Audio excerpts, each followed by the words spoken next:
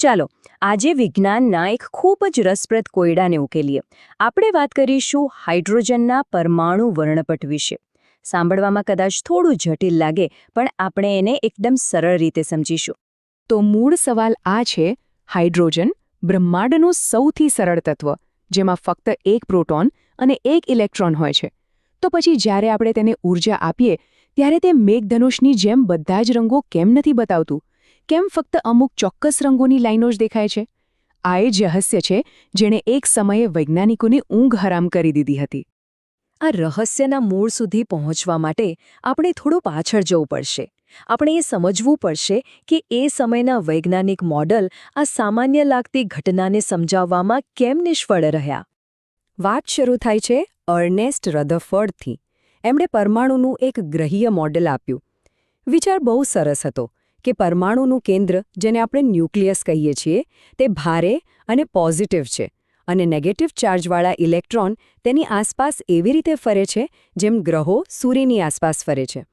આ એક મોટો સુધારો હતો, એમાં કોઈ શંકા નથી. પણ અહીંયા જ એક મોટો પ્રોબ્લેમ હતો.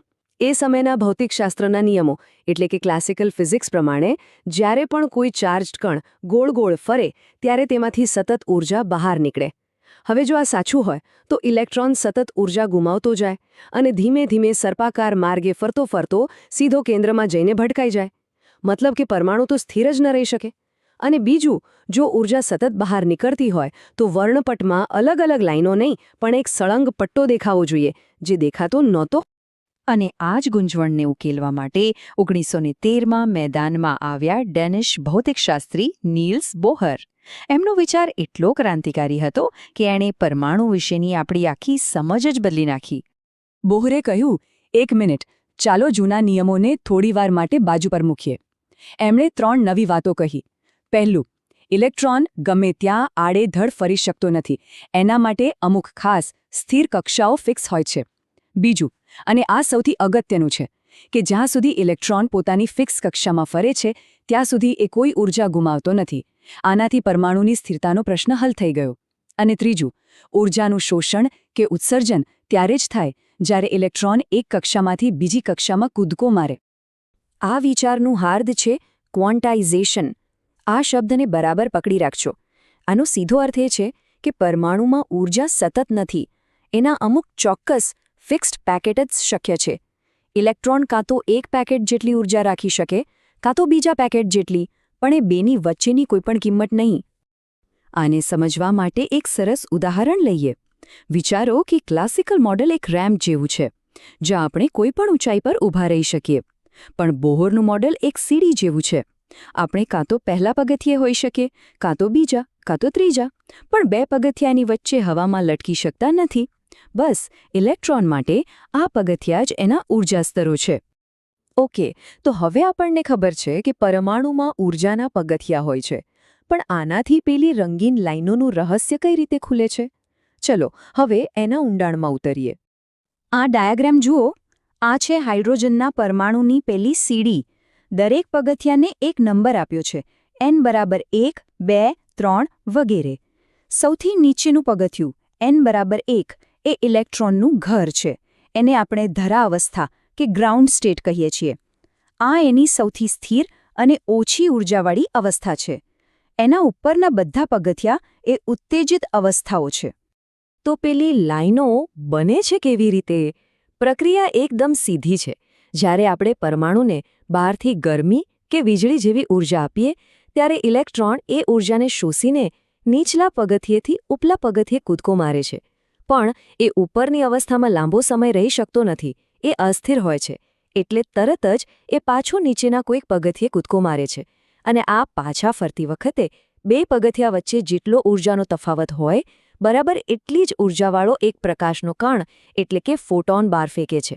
અને આ ફોટોન જ આપણને વર્ણપટમાં એક ચમકતી રેખા તરીકે દેખાય છે. હવે કારણ કે ઘણા બધા પગથિયા છે, એટલે ઇલેક્ટ્રોન અલગ અલગ પ્રકારના કૂદકા મારી શકે છે. એ ત્રીજા પરથી પહેલા પર આવી શકે, અથવા 5મા પરથી બીજા પર. આ અલગ અલગ પ્રકારના કૂદકાઓથી ચોક્કસ જૂથ બને છે, જેને આપણે વર્ણપટ શ્રેણી તરીકે ઓળખીએ છીએ. આ ડાયાગ્રામ પર પાછા આવીએ. જુઓ, જ્યારે પણ ઇલેક્ટ્રોન ગમે તેટલા ઊંચા પગથિયેથી સીધો પહેલા પગથિયે એટલે કે n બરાબર 1 પર પાછો ફરે ત્યારે જે રેખાઓનું જૂથ બને તેને લાયમન શ્રેણી કહેવાય. જો એ કોઈપણ ઊંચા સ્તરેથી બીજા પગથિયે એટલે કે n બરાબર 2 પર આવીને અટકે તો બામર શ્રેણી બને અને એવી જ રીતે n બરાબર 3 પર આવતા કૂદકાઓથી પાશ્ચન શ્રેણી બને છે. અને આ ટેબલ આખી વાતનો સરસ સારાંશ આપે છે. અહીં સૌથી મજેદાર વાત એ છે કે આ બધી શ્રેણીમાંથી ફક્ત બામર શ્રેણી જ દૃશ્યમાન પ્રકાશના વિસ્તારમાં આવે છે.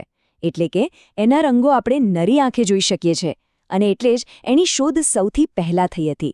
લાયમન શ્રેણી તો અલ્ટ્રાવાયોલેટ એટલે કે પારજાંબલી કિરણોના વિસ્તારમાં છે અને પાશ્ચન, બ્રેકેટ અને ફૂન શ્રેણી ઇન્ફ્રારેડ એટલે કે પાર રક્ત કિરણોના વિસ્તારમાં છે જે આપણે જોઈ શકતા નથી. તો આ બધી ચર્ચાનો સાર શું છે? એ જ કે હાઇડ્રોજનના વર્ણપટ્ટમાં દેખાતી આ રંગીન રેખાઓ કોઈ જાદુ નથી. એ તો પરમાણુના અંદરના છુપાયેલા ક્વોન્ટમ જગતનો જીવતો જાગતો પુરાવો છે. એ પરમાણુની એક આગવી ફિંગરપ્રિન્ટ છે જે આપણને એના ઊર્જા સ્તરોની ચોક્કસ રચના વિશે બધું જ કહી દે છે. હાઇડ્રોજને તો બસ ક્વોન્ટમ જગતનો એક દરવાજો ખોલ્યો, પણ આ તો માત્ર શરૂઆત છે. દરેક તત્વની પોતાની આગવી ફિંગરપ્રિન્ટ એટલે કે પોતાનો આગવો વર્ણપટ હોય છે. ખગોળશાસ્ત્રીઓ આ જ ફિંગરપ્રિન્ટનો ઉપયોગ કરીને કરોડો પ્રકાશ વર્ષ દૂર આવેલા તારાઓ અને આકાશગંગાઓ કયા તત્વોના બનેલા છે એ જાણી શકે છે. તો વિચારવા જેવો પ્રશ્ન એ છે કે જો એક સાદો હાઇડ્રોજન આટલું બધું કહી શકે છે તો બાકીના તત્વોના વર્ણપટ બ્રહ્માંડના બીજા કયા ઊંડા રહસ્યો ખોલી શકે છે? આ વિચાર સાથે આપણી આજની સમજૂતી અહીં સમાપ્ત થાય છે.